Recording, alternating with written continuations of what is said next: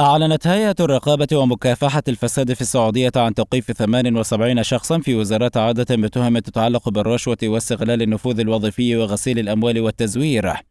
وأشارت الهيئة في منشور عبر صفحتها الرسمية على موقع تويتر إلى أنها أجرت 3207 جولات رقابية على مدار الشهر الماضي، وحققت مع 116 شخصا وأوقفت 78.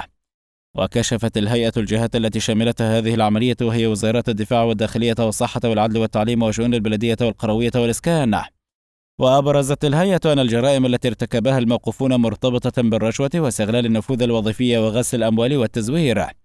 فتح مستخدمو مواقع التواصل الاجتماعي في السعودية النار على مشاهير تطبيق تيك توك، وذلك في أعقاب القبض على تالا صفوان إحدى مشهورات التطبيق، والتي أثارت جدلا واسعا بعد اتهامها بالشذوذ الجنسي. واعتبر متابعون أن معاقبة تالا صفوان قد يكون درسا لبقية مشاهير تيك توك فيما يقدمونه من محتوى، في وقت طالب فيه آخرون بوضع حد لمشاهير في تيك توك يقدمون محتوى مماثل لتالا صفوان، وذلك بإجراءات عقابية. وشدد عدد منهم على ضرورة متابعة محتوى بقية مشاهير التطبيق الصينية، لافتين إلى أن العديد منهم يقدم محتوى مشابه لمحتوى تالا صفوان، ما يمثل خطورة على المجتمع، خاصة فئة الأطفال والمراهقين. وزادت الانتقادات لمشاهير مواقع التواصل الاجتماعي في المملكة الذين يثيرون الجدل على الدوام بتعليقاتهم أو بطريقة ظهورهم، في حين يوجه مواطنون أصابع الاتهام بشكل خاص إلى مشاهير تيك توك والتطبيق الصيني، نظرا لما يتيحه من محتوى دون أدنى ضوابط رقابية.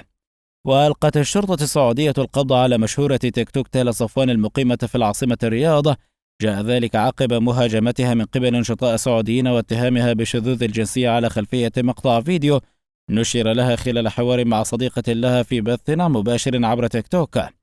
من جهته، قال الحساب الرسمي للأمن العام السعودي على موقع تويتر إن المقبوض عليها مقيمة مصرية الجنسية دون الكشف عن هويتها بشكل صريح، إذ جرى القبض على المشهورة في الرياض حيث تقيم.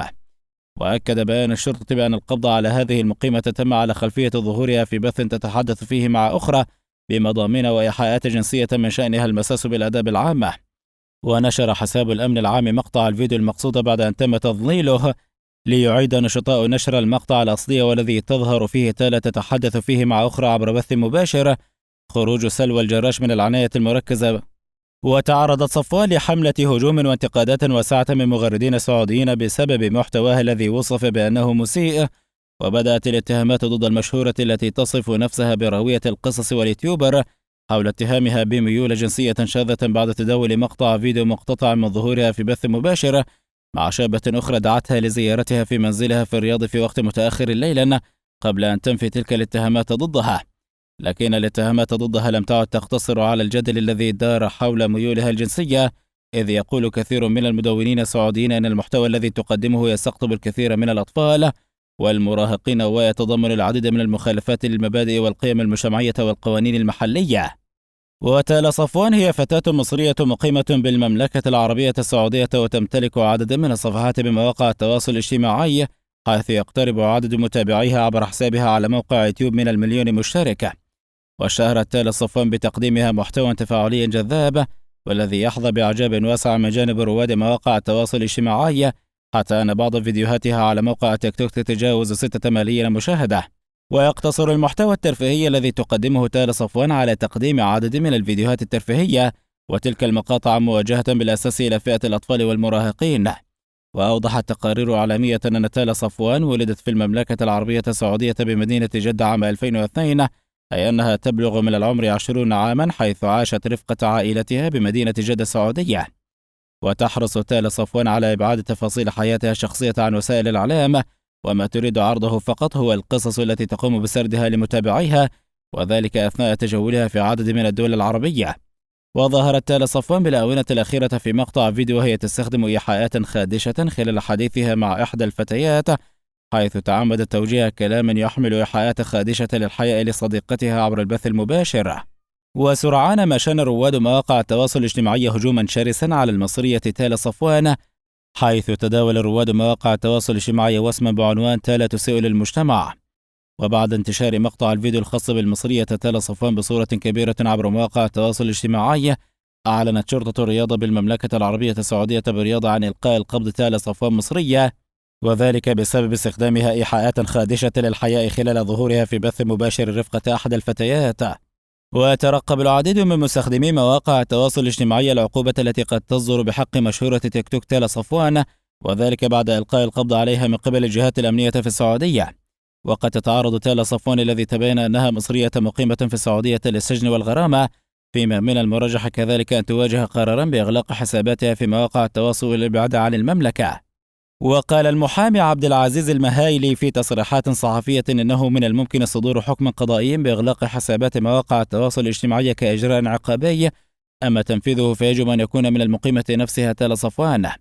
وفي التفاصيل قال المحامي المهايلي إنه فيما يخص أحكام التهم التي تتعلق بالجرائم المعلوماتية فإنها على خلاف الجرائم في أرض الواقع لا توجد هناك أدوات لمصادرتها، لذا فقد يحكم القاضي في هذه الحالة بإغلاق القنوات المملوكة للمتهم. وأضاف أنه في حال صدور حكم بإغلاق قنوات المتهمة المعنية هنا بالقضية تالا صفوان ويصبح جاهزا للتنفيذ، يحال الأمر إلى وزارة الداخلية التي تتخذ على عاتقها إجراءات التأكد من تنفيذ الحكم من قبل صاحبة القنوات. وبحسب المحامي المهيلي قد يوصي القاضي بترحيل المخالفين من المقيمين عن المملكة في حين يتم الإبعاد كإجراء تلقائي من قبل وزارة الداخلية إذا صدر حكم بسجن أي من المقيمين مدة تتجاوز 3 أشهر. وفي سياق آخر أعلن شخص عرف نفسه بأنه وكيل إدارة أعمال مشهورة مواقع التواصل الاجتماعي في المملكة العربية السعودية أمير الناصر عن حصولها على براءة من التهمة الموجهة إليها. وكان وكيل أعمال الناصر الذي سبق أن أعلن أن اسمه مشعل العنزي قد نشر منشورا عبر حسابها في سناب شات جاء فيه الحمد لله والمنة لله تم الحكم اليوم بالبراءة لأمير الناصر بالاتهام الموجه لها، مواجها الشكر للمحامي. ولم تتضح ما هي التهمة التي كانت موجهة لأمير الناصر. وقبل إعلان الحكم ظهرت مقاطع فيديو لأمير الناصر مع زوجها وأبنائها في السيارة، وقالت الناصر إنها متجهة لتوقيع عقد وأنها تعلن ذلك لأجل بعض الناس الحسودين وفق تعبيرها. وعلق زوج الناصر مشعل الخالد في تلميح ربما على رهف القحطاني التي سبق أن اتهمت أمير الناصر بتزوير النسب، ما تسبب حينها بقضية للناصر أن بعض الناس يتهمون الآخرين ويحاولون تدميرهم لحسد من أنفسهم وحقد.